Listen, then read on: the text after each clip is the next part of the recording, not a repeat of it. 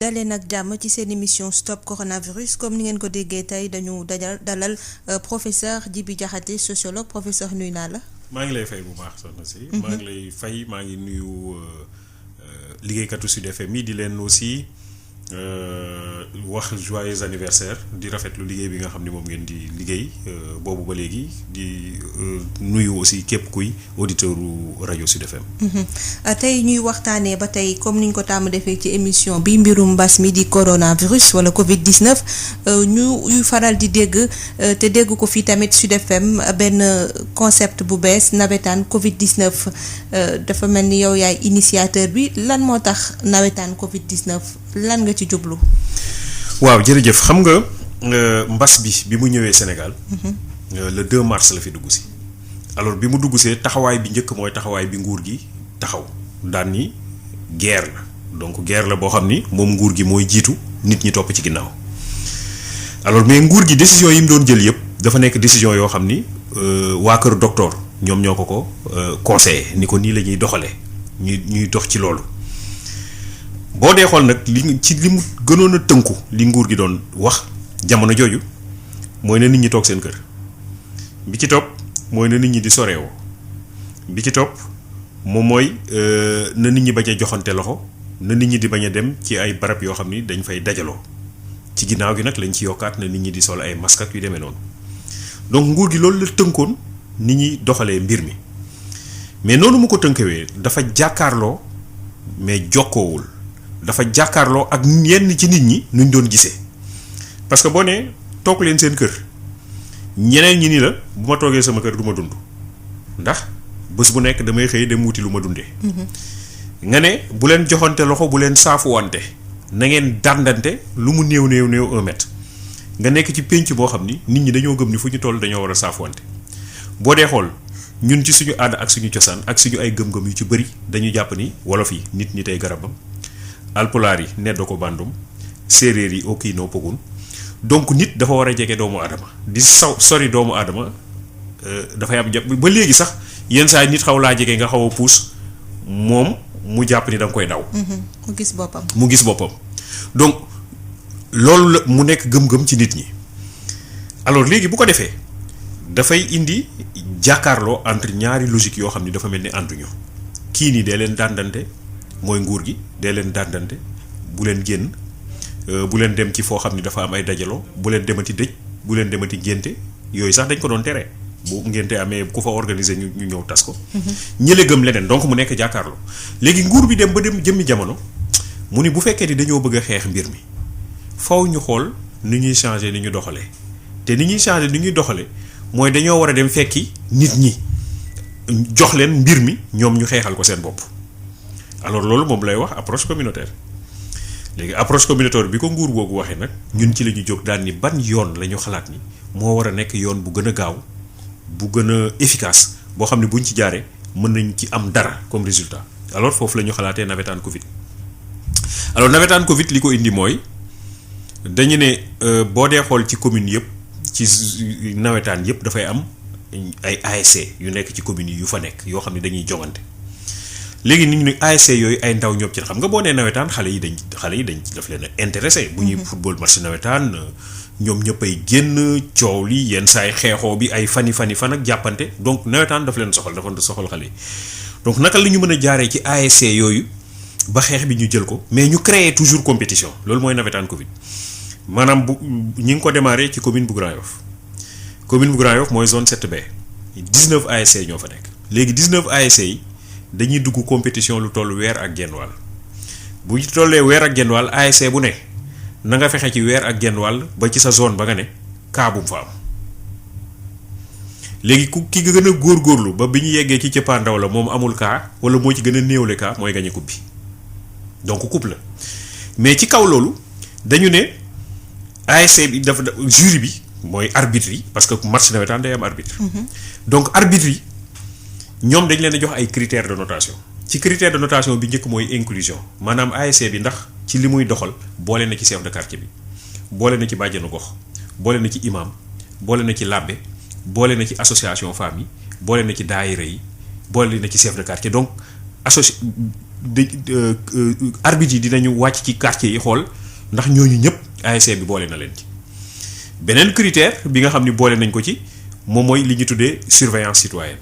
maanaam ASC bi ndax ñi ngi góorgóorlu di dem ci zone à risque maanaam boutique yi salon de coiffure yi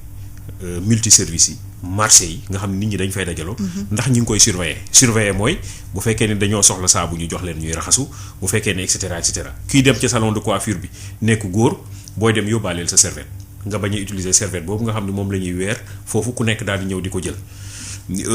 ndax ñi ngi def du porte à porte ñi ngi dugg ci kër yi di wax ak nit ñi bu ñu duggee ban message la ñuy jàllale parce que xam nga fii ci kër yi nit ñi bu ñuy añ ci benn bool la ñuy tiim ñoom ñëpp bu ñuy reer benn bool la ñuy tiim ñoom ñëpp mais bu ñu demee bay añ tiim bool bi bu kenn wax parce que bu kenn waxee rek tiflit bi muy génne mën na wàll ña ca des bu fekkee ni moom am na ko bu kenn dagg ndawal di teg ci kanamu jàmbur xam nga yooyu dañ ko daan def mais nañ ko moytu période bi maccaat bi nañ ko moytu xaw na jafe nag mais loolu ASC bi moo koy wax ak waa kër gi kaasu ataaya yi bu ñu paree añ ba pare wala reer ba pare nañ ko bañ a bokk wala bu ñu koy bokk tamit bu ñuy naanee ba pare mu ñëw nañ ko raxasaat donc ndax ASC bi dox na loolu ci bi ñu jàpp ni loolu yëpp bu fekkee ne ASC bi taxaw na taxawaay boobu ci critères yooyu muy inclusion surveillance citoyenne vigilance citoyenne mooy jury bi dañuy doxantu ci quartier bi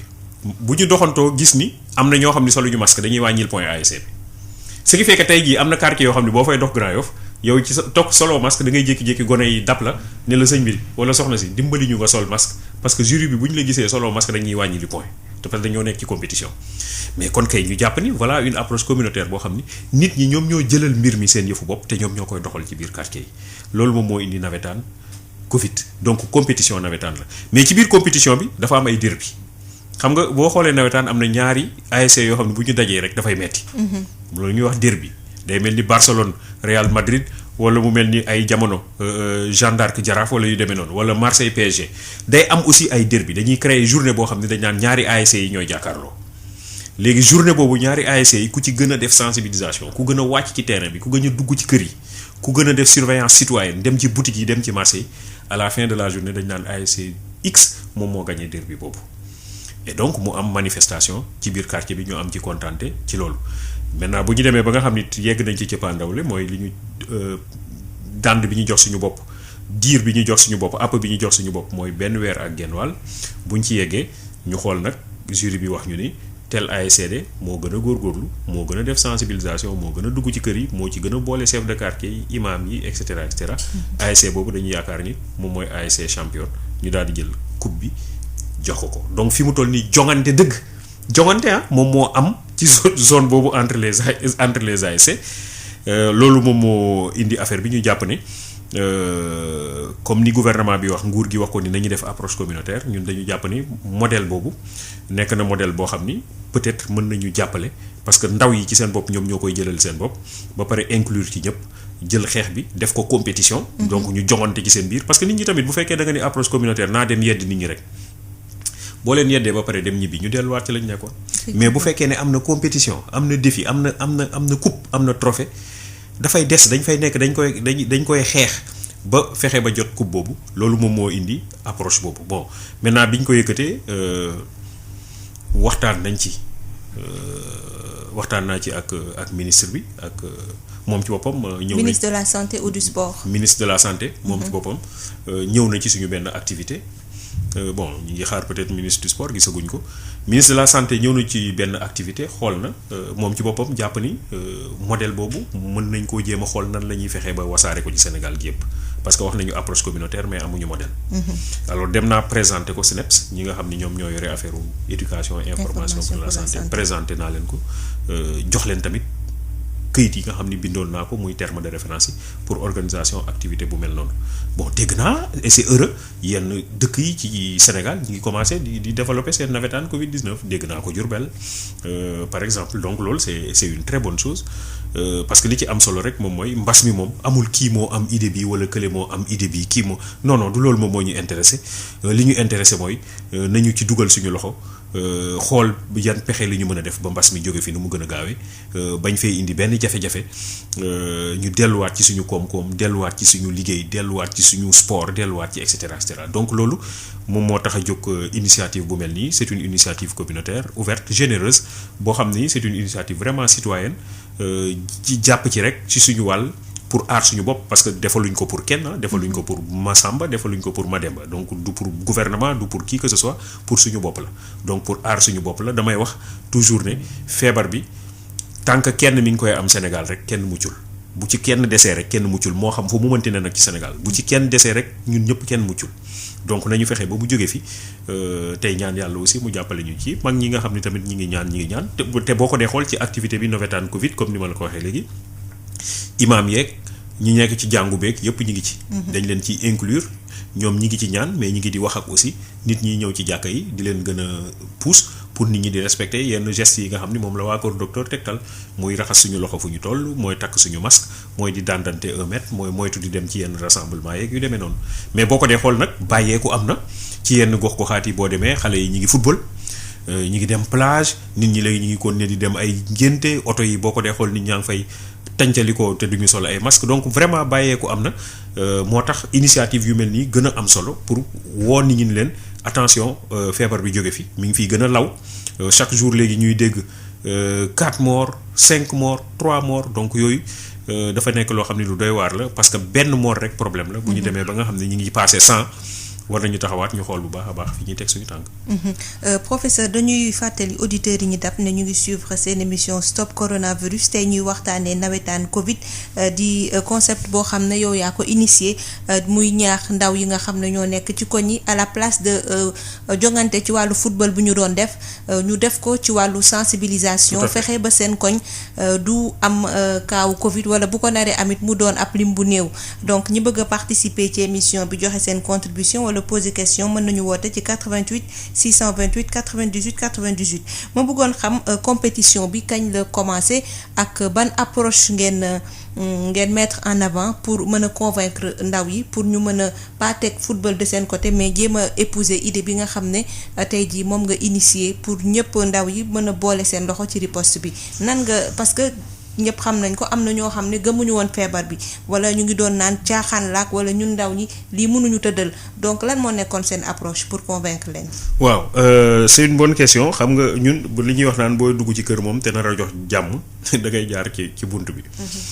alors donc jaar nañ ci bunt bi waxtaan ak ki nga xam ni moom mooy Amadou Kane muy président ONCAV ñu def ay séances de travail yu bëri ba am lu bëri lu nga xam ne ñun ñoo ko tënk léegi nag daal di wàcc. ñëw ci président zone 7B waxtaan ak moom waxtaan aussi ak le maire di ko remercier au passage le maire de la commune de Grand Yoff moom ci boppam dafa jël benn arrêté carrément pour organiser navétane Covid-19 au niveau de sa commune donc le maire lui moom dafa jël arrêté donc loolu après nag ñu convoqué les 19 présidents d'ASC ñu ñëw toog ñu waxtaan ci activité bi mais ñoom it ñu gis ci seen bopp daan ni ndeke ne ASC nekkul football kese contrairement à ce qu'on pense association sportive et culturelle la ñu wax donc am nañu dimension culturelle am nañu dimension communication surtout communication de proximité sensibilisation et cetera donc ASC yi jël idée bi vraiment def ko seen yëfu bopp ñu waxtaan ak bàjjanu gox yi nekk ci commune bi yëpp. bàjjanu gox yëpp ñëw toog ñu waxtaan ak ñoom ñëpp ñu engagé wu rafetlu ko nit bu ñu delloo dinañu jokkoo ak seen ASC yi nekk seen koñ liggéey ak ñoom ñu waxtaan avec les imams parce que y a l'association des imams ñoom ñëpp ñu rafetlu ko engagé wu dañ dem liggéey ak seen ay ASC ñu waxtaan avec les chefs de quartier ñoom ñëpp ñu rafetlu ko nit nañu dellu ci seen ay ASC liggéey ak seen ay ASC donc vraiment bi ñu defee loolu yëpp ñoom ñëpp engagé wu ñu def suñu lancement il y a à peu près 2 semaines alors di rafetlu encore taxawaayu Sud FM parce que franchement biñ koy lancé ma waxtaan ci ak directeur Baye Omar Gueye mu ne ma professeur li ma naqarlu mooy nag ma ko xaw a yéex a wax parce que ñun dañoo bëggoon a nekk carrément partenaire u affaire bi ngeen di def parce que franchement lii mooy activité citoyenne loo xam ne lu ko tax a jóg moom mooy defar rek ak xeex feebar bi ba bu mu fi law mais liñ ko yéex a wax mu rafetlu ko yónnee na couvrir activité bi ba pare wut plage boo xam ni jàll na ko ci plusieurs fois d'ailleurs donc loolu rek lañ ci ku ci nekk ci fi fa nga féete nga mën cee apporter sa contribution pour que sensibilisation bi communication bi gën a dox donc di ko ci féliciter ñu lancé ko. alors bi ñu ko lancé ba léegi gis nañ ñu vraiment am na mobilisation tey jii yenn quartier yi biir Grand Yoff boo fa dee dox te solo masque xale yi ñoo lay dajeeg yow ni la sëñ bi solo masque bu ñu yàqal jury bi bu ñu la gisee solo masque dañuy dindi lay point parce que jury bi mooy arbitre yi match boo gis compétition boo gis il faut mu am ay arbitre alors arbitre yooyu ñoom dañuy dox ci biir quartier yi di xool di laajte tamit dugg ci boutique bi laajte ndax gars yi ñëw nañ fi pour wax ak yéen. dugg ci kër yi ndax gars yi ñëw nañ fi wax ak yéen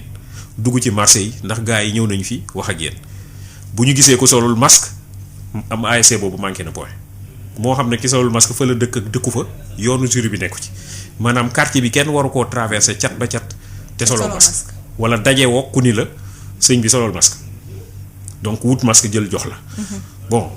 ci suñu moyens yi nga xam ni jot nañ koo dajale dimbali nañ ci ASC yi ku ci nekk jox la benn loowu masque. jox la benn loowu quelques produits désinfectés yàlla def le ministre de l'habitat et de l'hygiène Abdou Karim Fofana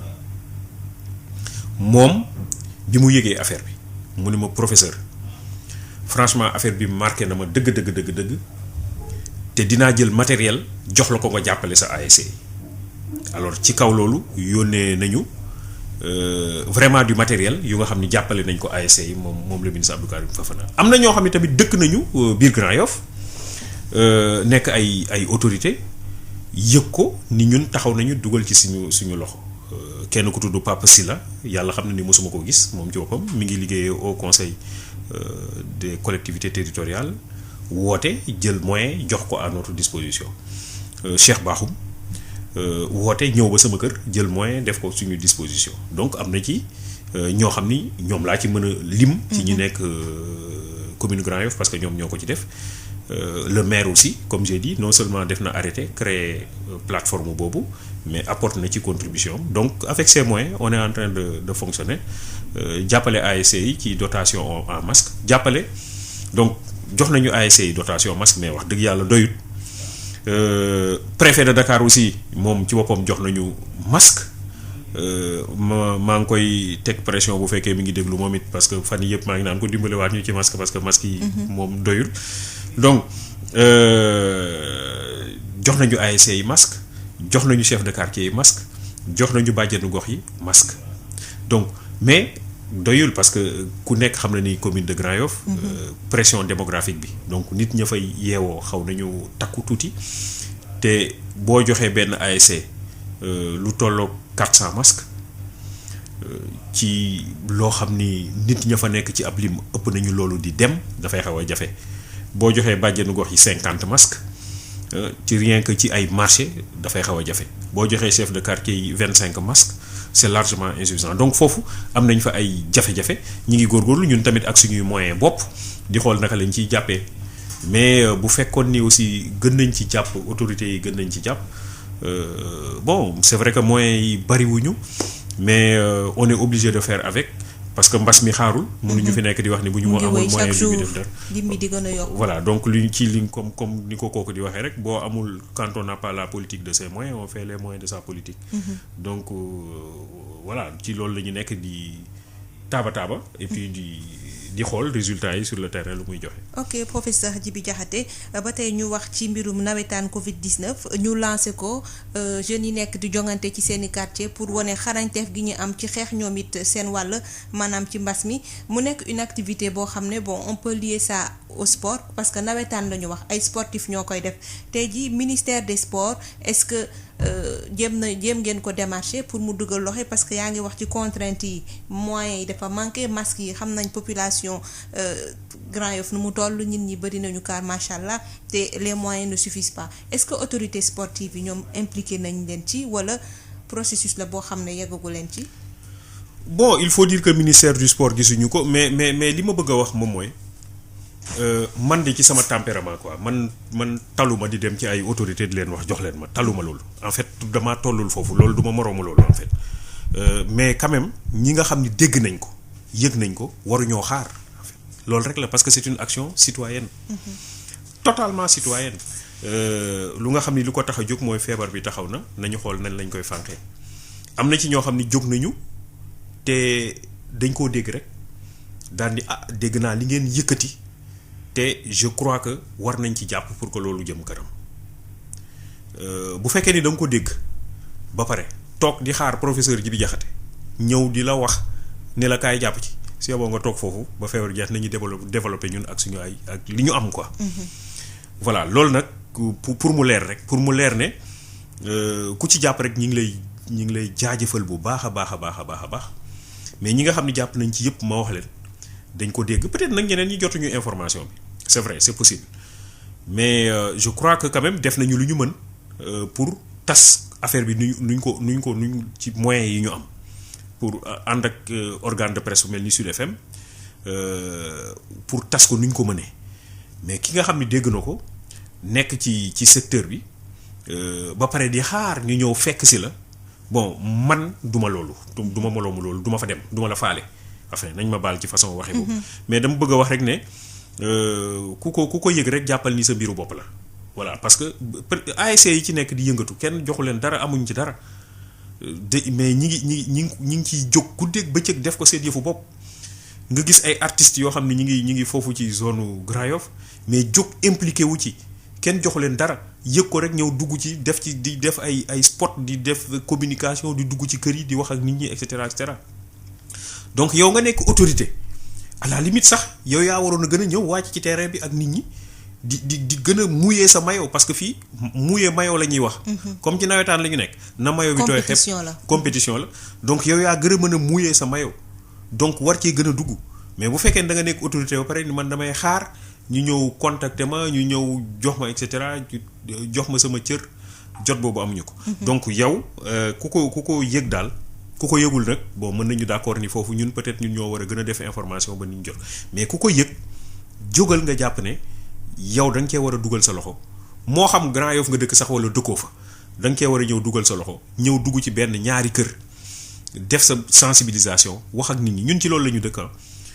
pendant tout le week-end wala jour yi nga xam ne te ñi ngi dugg ci kër yi ñu ngi dugg ci boutique yi ñu ngi wax ak nit ñi ñi ngi ànd ak ASC yi ànd ak président ASC yi ñu ngi invité ni ngi ñëw leen dañuy bëgg a yëkkati benn activité ci loolu la ñuy dox bu dégg bëccëg am nañu leneen lu ñu def mais lii soxal nañu parce que jàpp nañ ni balaa ngay tal leneen da ngay tal sa wér-gu-yaram ba pare. waaw du ñàkk nag ci ñuy dégg xëy na ñu bëgg am ñu indi seen contribution ci affaire bi jàpp ko wala sax xëcc ko dem seen zone 88 628 98 ñu jox ko ak professeur Djibi Diakhaté nga xam ne moom mooy initiateur u nawetaan Covid 19 ma bëggoon xam tey pourquoi le choix de Grand Yoff. alors peut-être pour plusieurs raisons première raison bi mooy man Grand Yoff laa dëkk donc maa ngi dëkk HLM Grand Yoff. maire bi. le maire de Grand Yoff Pape Madiop maa ngi koy remercier bi mu defee le comité de ciblage pour ñuy distribuer ceeb yeeg yooyu daf ma boole ci comité bi ma dem seeti ko ma ne ko maire man mënuma nekk ci comité buy distribuer ceeb vraiment maa ngi lay remercier bu baax a baax ci confiance bi nga ma def mais mënuma cee bokk par contre bu fekkee ne dañu taxaw pour xeex coronavirus par sensibilisation man mën naa koo jiite waaye distribuer ceeb moom na ko ñeneen jël alors donc mu ni ma kon nañu xalaat ci benn modèle boo xam ni moom la ñuy utiliser fii pour xeex coronavirus donc loolu moo tax loolu juddoo ci zone Grand Yoff bon maintenant bi ñu ko yëkkatee noonu am na ci ñu nekk Liberté 6 ñu ne ma professeur vraiment Liberté 6 cas yi ñu ngi fay commencer bëri mi ngi ñuy jaaxal lool dañoo bëggoon a ñëw bokk ci affaire bi man leen mais comme foofu dafa am zone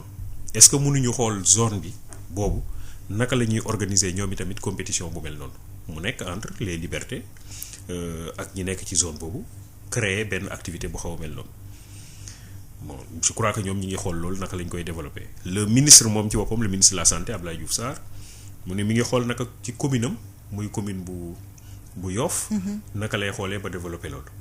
le maire de Gueule Tapée Fass Gueule Tapée Ndoye Colobane moom it mu ni ma nañu xool naka la ñuy defaree affaire bi ba développer ko fii mais man dama ne man nekkuma ci c'est-à-dire que gis nga affaire bi du ama naka lañ koy xoolee da nga koy def ci urgence la ñu nekk amul jël temps parce que feebar bi mu ci boppam moo ñu mayul temps. donc li fi nekk il faut passer à l'action. voilà il faut passer à l'action donc il faut nga teg dara nekk ci terrain bi di wax ak nit ñi di sensibiliser nit ñi parce que comme ni ma ko waxee léegi bàyyeeku bi dafa doy waar nit ñi dañu bàyyeeku complètement te bu ñu bàyyeekoo rek feebar bi dafay gën a law te feebar bu buy gën a law kenn du ci mucc parce que actuellement je crois que le professeur Seydi l'a dit pression bi sur les lits en réanimation mënatuñ ko bu ci kanam tuuti dootuñu ko mën a attan c'est-à-dire que cas grave yi ñuy wax ñi nga xam ni il faut ñu yóbbu leen réanimation dina ci am ñoo xam ni du ñu am fu ñu leen teg donc ñooñu dañ leen di bàyyi ñu xaar seen dee parce que kenn mënatu ci dara. wala ñu tànn comme ni ñu koy defee. ci dëkku tubaab comme ni ñu ko doon defee ci dëkku tubaab sauver les plus jeunes. voilà bu amee réanimation ñu tànn ñeneen ñu bàyyi leen ñu dee parce que mënatuñ ci dara. ñoom ñooñu ñu ëpp moyen fuuf mais dem nañu ba affaire yi déborder leen yàlla mi ngi ñuy suturaal tollaguñu foofu mais situation bi mi ngi compliqué parce que dañ doon am ay 5 cas graves 6 cas graves léegi def naa ni passé nañu 40 cas graves donc il faut ñuy def attention lii yi ñu am lal yi ñu am en réanimation pour téye fa nit ñi faj leen bariwul te cas yi mi ngay gën a yokk surtout cas graves yi donc il faut que ñu def nànk il faut que ñu wax ak nit ñi mais wax ak nit ñi encore une fois moom mooy wàcc ci terrain bi nijaayu diw mooy ñëw di wax ak man magu diw mooy ñëw di wax ak man maanaam koo xam ne am na une légitimité communautaire moom mooy ñëw di wax ak man te li muy wax ak man mën naa koo jàpp loolu c'est important donc loolu moom mooy objectif bi nga xam ne moom la ñuy viser utiliser des gens qui sont porteurs de dynamique communautaire ñu mën a dugg ci kër yi wax ak nit ñi mën a dugg ci boutique yi wax ak nit ñi mën a dugg ci multiservice yi dugg ci marché yi wax ak nit ñi ba nit ñi xoolaat ni ñuy jëfe relâchement bi ñu xaw ko wàññi parce que actuellement comme ni ma ko waxee muy guddi muy bëccëg nit ñi ngi dajaloo nit ñi ñi ngi dox solu ñu masque même ñi nga xam ne ñooy takk der yi sax nga xam ne dañ doon surveiller nit ñi ku takkul masque ñu retourner la wala ñu et cetera même ñooñu sax dafa mel ni dañoo bàyyi maanaam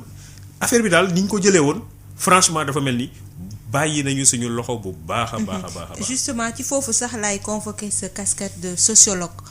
Pour def ci benn analyse lan moo waral bàyyi bi est-ce que tamit ñi nga xam ne dem nañu tey ba bàyyeeku carrément y a quelque chose à faire pour que ñu reconscientiser les woon parce que ñu ci bëri ils étaient conscients au début tiitoon nañu xamoon nañ ne que y avait un danger qui est là qui guette donc après dellu nañu ginnaaw fàtte quelle est la bonne stratégie maintenant pour. waaw bàyyeeku bi li ko waral bëri na xam nga damay wax ni ñun dunduñu suñu épidémie dañuy dund épidémie keneen. tubaab yi bi ñu doon gis ci seen télévision yi ñu ñuy wan bis bu ne ñuy jël ay junniy doomu aadama di leen suul ñun dañoo tiitoon. léegi tubaab yi dem ba ni ñoom pratiquement amatuñu ay mort ñun ñu jàpp ni loolu moo ñu dal maanaam ñoom li ñuy dund loolu la ñu xalaat ni ñun moom la ñuy dund. tubaab yi reprendre seen championnat ñun tamit ñu nekk ci mbedd mi di football nekk ci terrain yi di football tubaab yi autorisé léegi nit ñi di dem plage. ñun tamit ñuy dem plage donc dama bëgg a wax ni ñun dunduñu suñu épidémie dañuy dund épidémie tubaab yi. alors qu'il y a un décalage. donc loolu il faut que nit ñi def ci attention il faut que ñu xool ni situation tubaab yi bokkul ak suñu bos. alors beneen bi ci des moom mooy autorité yi ci boppam taxawaay bañ ca taxawoon dafa mel ni dañu xaw a teggi seen tànk te loolu boo ko dee xool surveillance bi ci amoon bu njëkk surtout ci takku der yi. di xool oto yi di arrêté oto yi di xool loolu dafa mel ni xaw nañ ci teggi suñu tànk loolu tamit dafay indi nit ñi jàpp ne kon xëy na affaire bi daanaka jeex na bi ci des mooy ñi nga xam ne dañuy développer conception ni affaire bi politique la affaire bi amul affaire bi complot la ñu ci bëri dañu xaw a gëm loolu après ngay fekk ci ndaw yi ñu lay wax ni ñoom feebar bi bu leen jàppee tamit du feeñ ci ñoom du leen sonal donc bu mu leen tee def dara nañu nekk ci seen activité mais loolu yëpp boo ko dee xool dafay pousser nit ñi ñuy dem ci benn relâchement boo xam ni relâchement bu doy waar léegi nag ni ñu mën a def pour xeex ak relâchement boobu moom mooy ce travail de communication de proximité maanaam di wax ak nit ñi fa ñu nekk di leen fekk fa ñu nekk di leen jox ay tegtal yu leer yuy wane ni fi attention bu leen bàyyeeku feebar bi mi ngi fi jege na te yow miy ndaw bu la dalee bul jàpp ni mënu laa sonal mën na laa sonal parce que am na ndaw yoo xam ne am na feebar buy nekk ci ñoom te xamuñu ko donc bu leen dalee mën na la sonal mais bu loolu weesoo it même bu la sonalul mën nga dem wàllu ko sa nijaay wàllu ko sa maam wàllu ko sa papa wàllu ko sa yaay indil ko jafe-jafe donc loolu moom mooy travail de proximité bi nga xam ne moom la ñu war a def te loolu la ñuy liggéey ci navétane Covid 19 moom mooy yee ndaw yi ñoom ñu comprendre jël affaire bi def ko seen combat bopp kenn du ñëw léegi di leen wax di leen moytul mais ñoom ci seen bopp ñooy dem di wax nit ñi moytu leen foofu bu ñu fa eggee rek réussir nañu suñu combat bu ñu demee ba fexe ndaw yi ci seen bopp kenn dootu leen wax moytul mais ñoom ñooy dem ci nit ñi di leen wax moytu leen bu boobaa réglé nañu suñu problème ci lu bëree bëri donc problème bi nekkul problème mu waa kër docteur kese c'est un problème c'est vrai sanitaire mais nekkul problème mu waa kër docteur kese dafa nekk aussi problème mu nit ñi dafa nekk problème mu communication dafa nekk problème boo xam ne acteurs yu bëri ñoo ci war a dugal seen loxo donc une approche multi acteur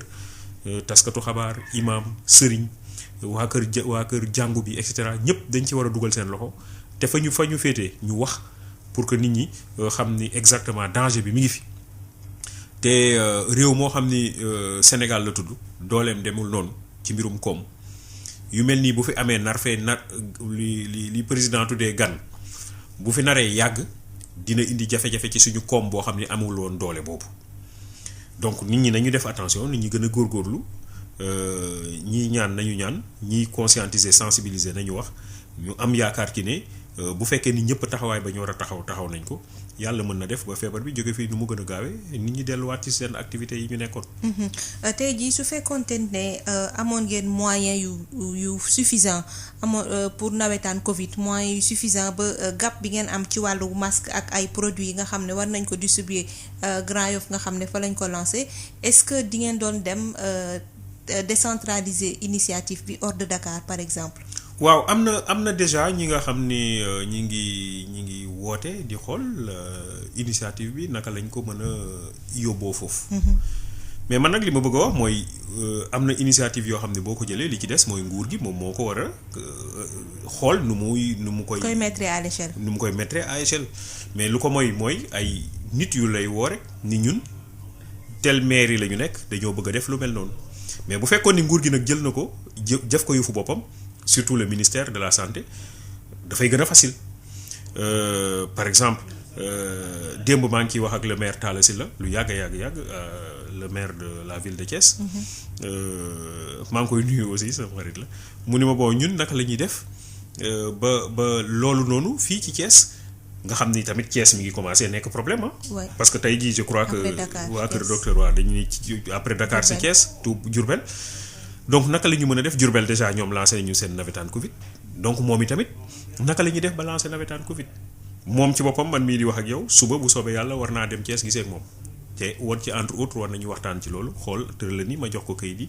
ak yu demee noonu nag mais loolu nag wax dëgg yàlla man jàngalekat laa université xam nga mais franchement tamit ministère ñoom seen liggéey loolu la quoi donc ñoom ñoo ko mën a capter. xool naka la ñuy yan tëralin la ñuy def ba yu mel noonu ñu jël ko développer ko ci réew mi xale yi jël mbir mi def ko seen yëfu bopp parce que encore une fois bis bu ndaw yi gëmee ni ñoom ñoo war a wax nit ñi ni leen moytu leen ndaw yi bu ñu ko defee rek réglé nañu problème bi bu ndaw yi bu jeunes yi gëmee ni ñoom ñoo war a wax ak nit ñi ni leen moytu leen bu ñu ko gëmee rek réglé nañu loolu parce que mag ñi ngi moytu mag ñi ngi moytu ñi nga xam ne ñoo gën a ñàkk a moytu c'est les jeunes. ñoom ñoo gën a ñàkk a moytu ñoom ñooy football ñoo nekk ci plage yi ñoom ñooy dem di jaxasoo ñoom ñooy extra ndaw yi la c'est les jeunes góor ak jigéen nag mais ñooñu frange population boobu bu ñu demee ba ñoom ñu gëm ni non seulement dañoo war a moytu mais dañoo war a dem ci ñeneen ñi ni leen moytu leen bis bu ñu demee ba yegg si foofu réglé nañu lu bari bari or dans la commune de Grand Yoff ce qu'on a réussi aujourd'hui mooy loolu mooy fexe nañu ba ndaw yi léegi ñoom ñooy dem di wër di dugg di dem fu ne di wax nit ñi moytu leen di joxe ay masque foofu nag la ñu am ay jafe-jafe encore une fois parce que boo demee ci nit ni ko moytul del takk masque mun la mën a awma masque nga war koo jox masque dafay xaw a jafe. alors foofu nag am nañ fa dëgg ay jafe-jafe am nañ fa ay contraintes moo mais comme je dis rek nañu wax bu fekkee ni jumtuwaay bi matul au moins mën nga yeggale kàddu bi rek wax nit ki même boo amul masque booy dem ci yenn barab yi dàndal nit ñi 1 mètre dàndal nit ñi lu mu néew 1 mètre alors wax. parce que loolu la ñu fi dese mais encore une fois il faut que ñi nga xam ni ñoom ñooy autorités yi gën cee mobiliser wu jël ko def ko seen yëfu bopp développer ko mu nekk communication de proximité communication à la base mobiliser les associations mobiliser imam yeeg chef de quartier yi ñëpp ñi nga xam ne am nañu kàddu mobiliser ndaw yi je crois que loolu bu ñu ko defee dina nekk approche communautaire parce que ñoom ñoo ko wax de ñoom ñoo ni léegi nit ñi nañ jël affaire yi seen bopp donc nit ñi nañ ko jëlal seen bopp nit ñi nekk ci ñu organiser leen gunge leen jàppale leen parce que jàppale bi aussi bu ñu jàpp rek ni mooy ñëw di jox ay moyens ndaw yi nga xam ni dañu war a dem di joxe ay message il faut ñu former leen. parce que mënoo dem di joxe message boo xam ni tamit baaxul il faut ñu former la ba nga xam ni booy dem ci nit ñi lii nga leen war a wax ci li waa docteur santaane loolu nga war a wax da nga leen war a wax ni leen dandante leen lu mu néew 1 mètre loolu mais il faut ñu former la wax la ko pour nga mën koo xam pour la mën la xam ni dandante bi lu ko waral. parce que il faut nga war a boo ko xamul pour nga mën a nit ki boo ñëwee ni ko léegi da ngeen di dandante 1 mètre moo gën mu ni la waa mais lu tax ñu war a dandante 1 mètre yow xamoo loo koy wax donc il faut ñu former leen boo leen di lekk tiim bool bi bu kenn wax tere naa leen wax mais lu tax nga wax ñu loolu il faut que ndaw bi mën a expliquer loolu yu mel noonu bu ko defee dafay laaj ci nguur gi tamit formation bon yàlla def na nag waa SNEPS ñëw nañu ñoom nekk ci suñu wet jàppale ñu ci formation président ASC yëpp ak chef de quartier yi bàjjenu gox yi wax leen li ñu war a wax def nañ sax lu ëpp loolu waa SNEPS te moo tax le docteur Ousmane Gueye ma koy remercier aussi def na lu ëpp loolu jël na benn travailleur bu nekk foofu daal di ko ni na ñëw ànd ak ñun mu nekk benn travailleur social kooku nekk ci jury bi moom mooy présider sax jury bi donc loolu c'est important je crois que c'est très important ñu koy saluer di ko remercier parce que le fait que autorités yi jël kenn ñu jox ko jury bi ni ko présider ñu ko muy présider jury bi ñoom ñuy nekk ci quartier yi di dox di xool ndax nit ñi ña ngay sol seen masque ndax effectivement travail bi ñu wax gars yi ñi ngi koy def ndax ñi ngi dugg ci kër yi ndax ñi ngi dem ci marché yi ndax ñi ngi dem ci boutique yi ndax et cetera parce que au bout du compte encore une fois il faut ñu natt xool ASC bi nga xam ne moom moo gën a góorgóorlu ñu daal di taxaw ni ko ASC bi nawetaan bi daal yow yaa ko gagné sa coupe mi ngi nii mais même trophée bi dañ koy wax ni dafay nekk trophée inclusif ASC bi dafay am trophée bu ñu demee ba ca cëppaandaw la ASC bi nga xam ne moo gagné day am trophée mais dañu ne ASC bi moom donc deful liggéey bi bu ko fàtte. dañu wax ni dafay am approche inclusive donc dem na jëli imam bi. dem na jëli bàjjenu wax ñoom itamit il faut ñu gis seen bopp ci seen trophée dafay nekk trophée boo xam ne ñoom ñëpp dañ ciy gis seen bopp. voilà donc loolu moo ko tax a jóg pour que ñooñu tamit ñoom tamit ñu mën a jóg yëngatu def sensibilisation ba ñu war a def fa ñu war a dugg ñu dugg fa ñoom ñu organiser wu di def tamit ay journée coup de poing parce que peut-être que dinañ leen invité ci journée coup de poing yi ASC def week-end bi yëpp ñu ngi nekkoon sur le terrain week-end bi yëpp di def ay journée coup de poing nettoyer les ruelles dugg ci marché yi dugg ci salon de coiffure yi et cetera def ay caravane def seen son di wax ak nit ñi je crois que loolu am na solo trop dinañ leen woo ci journée coup de poing ngeen couvrir ngeen xool effectivement li nga xam ne moom moo am sur le terrain. mais on considère évidemment man de bu ma koy observer damay ni mais tiens c'est que ñun am nañu richesse boo xam ne exploité wuñ ko convenablement mooy ces jeunes organisés en association mooy ces bàjjenu gox mooy ces imams mooy ces abbés ces évêques mooy ces chefs de quartier. ñooñu nga xam ni dañu bëgg a transformer mu nekk benn richesse bu fondamentale boo xam ni dañ ko war a utiliser ci xeex ak mbas bi mais dañ ko war a utiliser ci leneen ci xeex lu bari xeex contre le banditisme. xeex contre xale yi nga xam ni inscrire ñu leen ci registre d'état civil. xeex contre les agressions xeex contre l'incivisme donc yooyu yëpp mën nañu jaar ci ressources yooyu pour xeex ko. mais je crois que dafa laaj organisation dafa laaj approche il faut que ñu taxaw xool seetlu bu baax a baax fi nga xam ni fa la ñu mën a jaar parce que dëkk yi bu ñuy développer aussi du ñu dem jëli lu ñeneen am pour développer ko da ngay xool sa dëkk li nga xam ni ma nga fa mu nekk ay force nga utiliser ko jaar ci force yooyu pour développer sa valoriser ko ma bëggoon xam ndax ñu bëri ci taskatu xibaar yi sama naataango yi ak communicants yi dañu ne après la Covid-19 nous aurons beaucoup de choses à raconter donc c'est important ci moment yi ñu jéem a immortaliser des initiatives comme nawetaan Covid-19 pour plus tard capitaliser les expériences tey jii est-ce que pour nawetaan Covid-19 yéen a ngi def ay ay vidéo di filmer di interviewer les populations de Grand Yoff nu ñuy dundee loolu parce que ce sont des moments yoo xam ne après Covid bu ñu ko tegee peut-être dina jur émotion dinañ gis ne ku ci nekk tu vas te di nga gis sa bopp ci li nga doon defee nga fan sa bopp gis ne am nga yeneen potentialité donc pour man c'est des choses yoo xam ne war nañ ko sur le plan de la communication immortaliser ko pour plus tard parce que gëm naa ne dinañ fi génne. Un ami me disait nous avons l'obligation de raconter à nos enfants ce qui est en train de se passer parce que peut-être ils sont encore très petits duñu xam donc plus tard il faut que ñu won leen ne jot nañu def lii on s'est battu on a fait ceci cela pour les sauver mais aussi pour sauver nos parents est-ce que yéen a ngi ci dynamique boobu. waaw merci pour cette question ASC yi ku ci nekk am nga sa commission communication. boo xam ni ñoom xam nga xale yi léegi ñoom dañu digital. donc ñoom ñi ngi capturer yenn événements yi fay am di dem ci artistes yi nekk ci seen ASC di leen defloo ay son dugal son bi ci ay groupe gis naa par exemple benn ASC bu tudd doole dem nga xam ni fa la Gigi dëkk Gigi mu solloo ko mayoo ASC bi mu def benn son di wax ak nit ñi ñu jël ko def ko ñoom ci seen groupe partagé ko ñu nekk ci quartier bi yëpp. Très bonne chose gis naa ñu jël lutteur xam nga Grand Yoff dafa am ay arène yu fa nekk donc day am yenn saay ay compétition lutte ay mbapat te am na ci ñoo xam ni bëgg nañu loolu donc dem nañ jël ay lutteurs yooyu ñu def ay vidéo wax ak nit ñi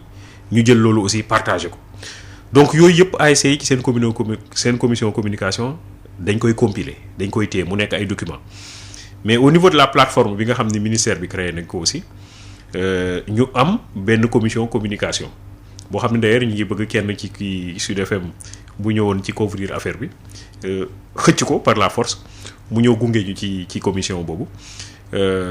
donc li ko tax a jóg moom mooy loolu mooy immortaliser.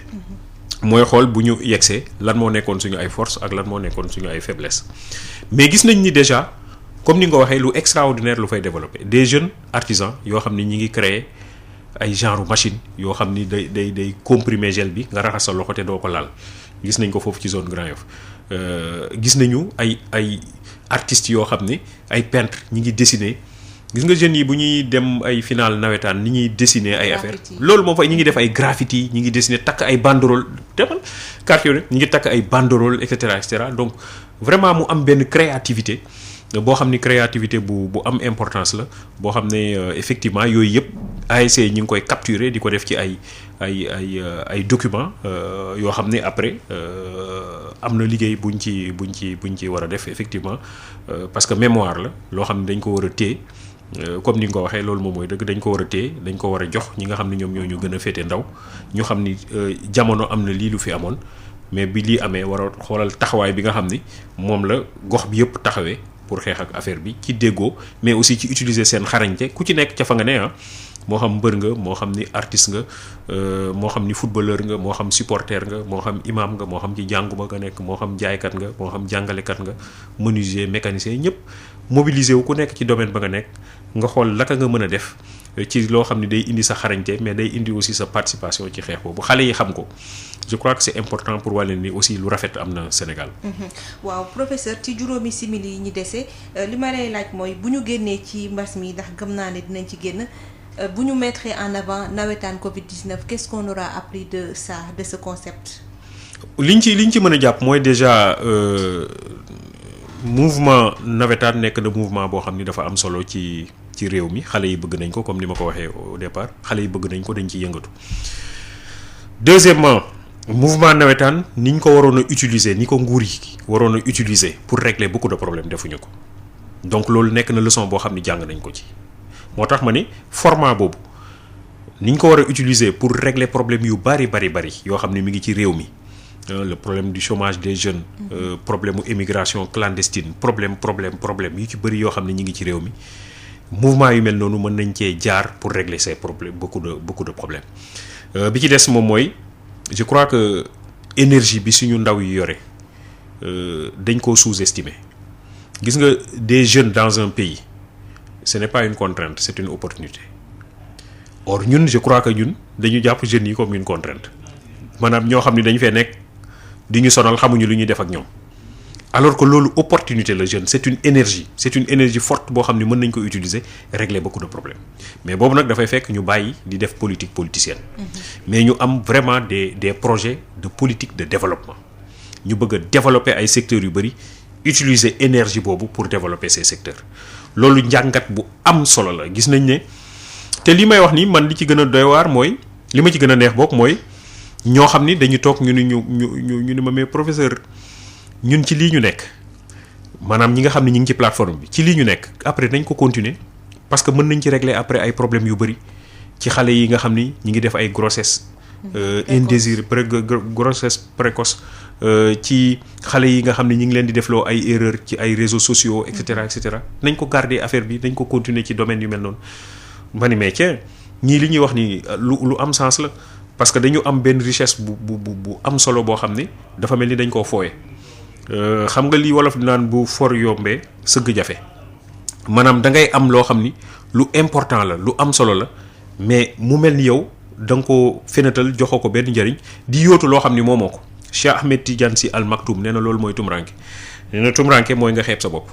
maanaam nga am lu am solo ba pare xeeb ko dem di jëli loo xam ni ëppul solo yow li nga yor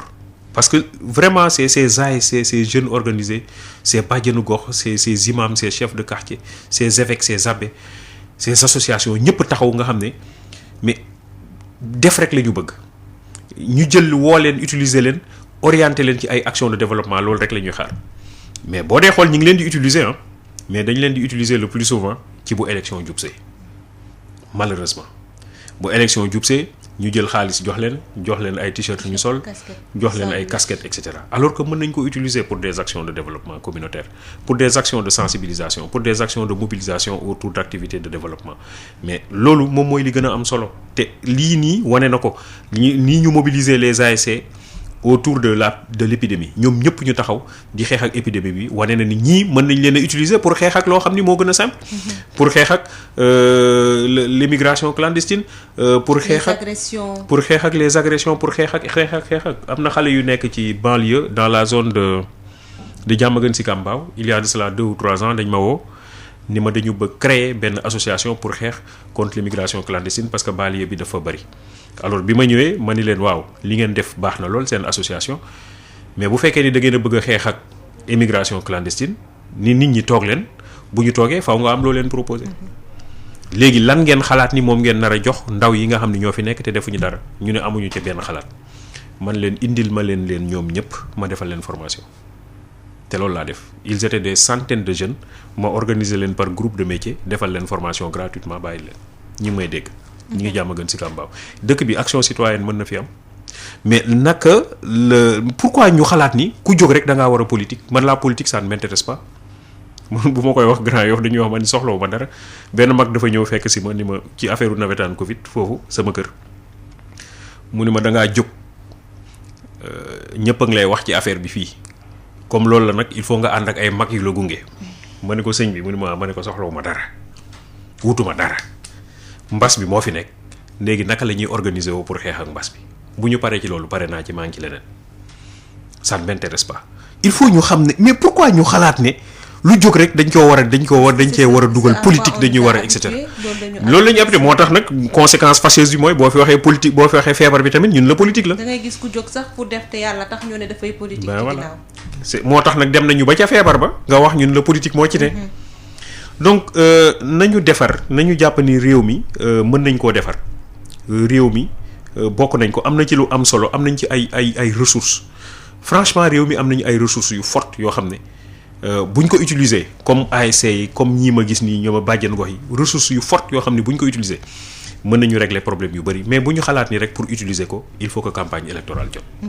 kon nag dama lay gërëm di la sant professeur Djiby Diakhaté ci sa teewaay ci suñu émission stop coronavirus may fàttali auditeurs yi ne professeur Djiby Diakhaté moom mooy initiateur u nawetaan Covid 19 di jongante gi nga xam ne ñu ngi koy def ca commune bu Grand Yoff 19 ASC yi nga xam ne ñoo fa nekk di jongante ku ci nekk di wane xarañteef ci wàllu sensibilisation waaye xeexal goxam ba du am benn cas bu soxal feebar bi di Covid 19 ci loolu dama lay jaajëfal professeur Djiby Diakhaté di la gërëm ci sa teewaay. jërëjëf maa ngi rafetlu bu baax encore une fois seen liggéey je crois que li may déglu fan yi yëpp ci nit ñi leen di féliciter ci seen anniversaire bi li ñuy répéter ñoom ñëpp mooy boo doogee dégg information bu vrai bu authentique loo xam ni amul naatable amul sikki sàkka da ngay déglu Sud FM. jërëjëf merci pour ça. jërëjëf merci beaucoup. amba corona nañu xeex corona.